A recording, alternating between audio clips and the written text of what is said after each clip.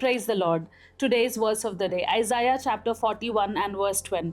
Do not fear, for I am with you. Do not be dismayed, for I am your God. I will strengthen you and help you. I will uphold you with my righteous right hand. Amen.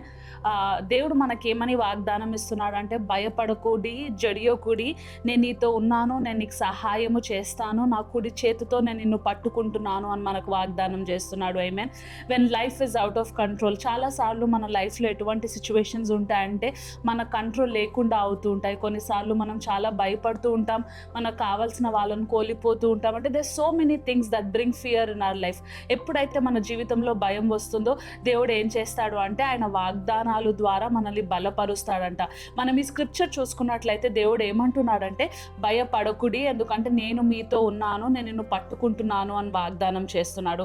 So I want you to know that in the midst of all your fear, మీ యొక్క బాధలో, మీ యొక్క భయంలో దేవుడు ఏం చేస్తున్నాడంటే ఆయన సమాధానాన్ని మీకు ఇస్తున్నాను, నన్ను నమ్మండి అని మీకు చెప్తున్నాడు.